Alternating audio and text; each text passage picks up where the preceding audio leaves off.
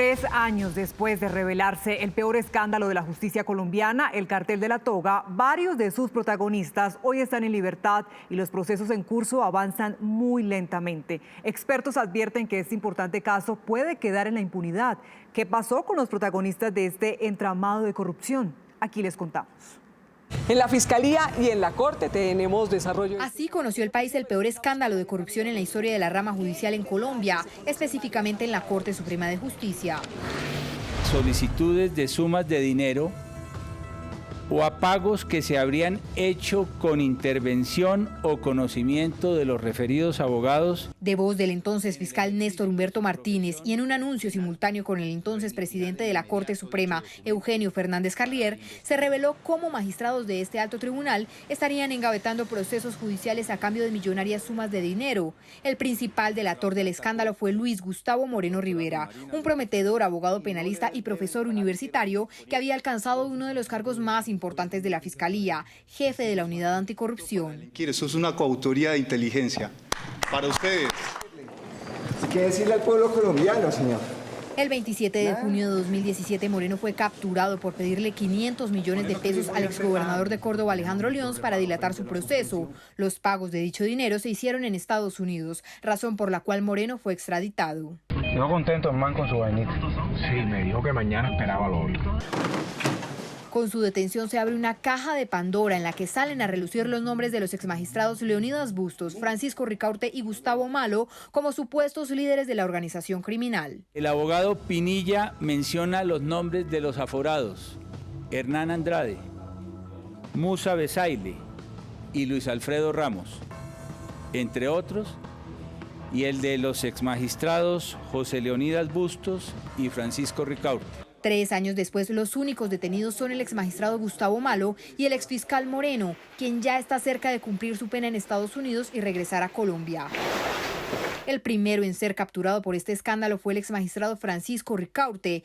Él se convirtió en el primer expresidente de la Corte Suprema en estar sentado en el banquillo de los acusados. Nunca he recibido un peso. Usted y José Leonidas Bustos Martínez promovieron y dirigieron una organización criminal. Su detención solo duró cerca de 1 año, ya que la Fiscalía no logró llevarlo a juicio antes de que se vencieran los términos, por lo que un juez ordenó su libertad en agosto del año pasado. ¿Qué culpa tiene la persona privada de la libertad que el juez al cual le correspondió el caso esté congestionado? ¿Qué culpa tiene el acusado aquí que este negocio hasta hoy lo esté resolviendo yo? Él no tiene la culpa. El otro protagonista de este escándalo es José Leonidas Bustos, señalado de pedir una millonaria suma de dinero al excongresista Musa Besaile a través de su entonces entrañable amigo Luis Gustavo Moreno. Leonidas Bustos. La investigación en su contra la inició la Comisión de Acusaciones de la Cámara de Representantes en octubre de 2017, donde Bustos compareció algunas veces hasta que a finales de 2018 decidió viajar a Canadá, donde aún permanece. Justamente Bustos fue acusado hace pocos días ante el Senado. Ahora se dará inicio al juicio ante esta misma plenaria, en donde se determinará si se declara indigno al exmagistrado y se le quita su fuero. Si esto sucede, la investigación quedará en manos de la Corte Suprema de Justicia. El representante encargado de su investigación reiteró que los juristas se habrían encargado de formar una empresa criminal para dilatar procesos judiciales, afirmación que dice sustentar con más de 100 pruebas. Tras una profunda investigación que realizamos junto con Fabio Arroyave, se pudo concluir que José Leonidas Bustos Martínez, expresidente de la Corte Suprema de Justicia y miembro de la Sala de Casación Penal, era el cerebro de una organización conocida como el Cartel de la Toga. También se encontró que a cambio de torcer procesos y adecuarlos para favorecer a políticos de la época, recibían altas sumas de dinero. Otro de los protagonistas del entramado es Gustavo Malo, quien para el momento en el que se conoció de este escándalo era el único de los magistrados que permanecía en la Corte Suprema. Se puede decir que el proceso contra el exmagistrado Malo ha sido un poco más rápido, ya que en septiembre de 2017 la Comisión de Acusaciones abre indagación en su contra y un año después el Senado le quita su investidura, dejando su investigación en manos de la Corte Suprema de Justicia, Corte de la que un día hizo parte y luego ordenó su captura en el mismo recinto donde se adelantaba una audiencia en su contra. Existe la posibilidad de obstaculización de la actividad procesal y probatoria.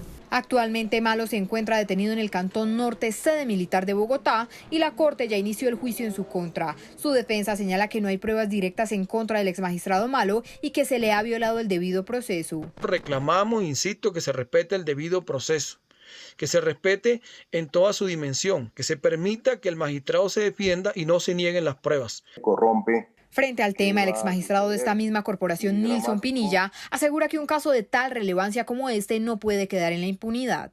Entonces tenemos toda la desazón de la corrupción que ha llegado a las más altas esferas del Estado, incluyendo la rama judicial, y pues el desconsuelo de la comunidad que ve que esos asuntos se quedan sin el trámite judicial correspondiente. Finalmente, otro de los procesos en este caso de corrupción es el del exmagistrado Camilo Tarquino, señalado de pedirle 20.000 millones de pesos al exgobernador Alejandro Lyons para frenar sus procesos. Tarquino solo fue llamado a imputación de cargos en septiembre del año pasado y fue hasta junio de este año que la Fiscalía hizo el llamado a juicio en su contra. Políticos y ex altos funcionarios del gobierno nacional resultaron involucrados en el llamado Cartel de la Toga como supuestos beneficiarios de los servicios de esta red de corrupción que permeó la más alta esfera de la justicia. Una vez destapado el escándalo, muchos de ellos reconocieron ante jueces haber pagado gruesas sumas de dinero para evadir a la justicia. En 2017, con el exgobernador de Córdoba, Alejandro Lyons, y su pacto con la DEA para entregar al jefe anticorrupción de la Fiscalía, Gustavo Moreno, estalló el escándalo conocido como el Cartel de la Toga, una red de abogados y magistrados dedicada a conseguir y utilizar información judicial privilegiada y dilatar investigaciones, entre otros favores, a cambio de gruesas sumas de dinero. En su momento, las explosivas revelaciones de Lyons dieron cuenta de haberle pagado al exmagistrado Camilo Tarquino 30 millones de pesos para que supuestamente las altas cortes y la Fiscalía no impulsaran investigaciones por hechos graves de corrupción en Córdoba, como el manejo de las regalías del departamento. Condenado a 5 años y 3 meses de cárcel, el exmandatario refugiado en Estados Unidos aún no salda esta y otras cuentas con la justicia colombiana. Y así fueron revelándose nombres de los beneficiarios del cartel. El segundo fue el entonces senador Musa Besaile Fayad, que primero dijo ser víctima y luego reconoció haber pagado 2.000 millones de pesos para evitar su captura por parapolítica. En enero de este año fue admitido en la Jurisdicción Especial para la Paz. El abogado de Besaile, Luis Ignacio Lyons España, quien habría preguntado cómo podrían evitar su captura, es investigado por estos hechos. Otro de los que llegó a un acuerdo con el cartel fue el ex senador Álvaro Ashton. Aseguró ante la Sala de Instrucción de la Corte Suprema de Justicia que llegó a un acuerdo por 800 millones de pesos a cambio de que en ese tribunal se le archivara un proceso por supuestos nexos con grupos paramilitares. También pidió pista en la JEP y fue admitido. En el caso de Juan Carlos Abadía, exgobernador del Valle del Cauca, la Fiscalía cree que con la misma red de corrupción judicial logró que le archivaran por lo menos 2 investigaciones y dilataran una imputación de cargos por unos convenios para distribuir textos escolares en 40 bibliotecas del departamento. En la larga lista de los señalados de servirse de los oficios corruptos de esta red figuran excongresistas y otros altos funcionarios como Hernán Andrade, Argenis Velázquez, Luis Alfredo Ramos, incluso Alberto Velázquez Echeverri, secretario administrativo de Presidencia en el gobierno de Álvaro Uribe.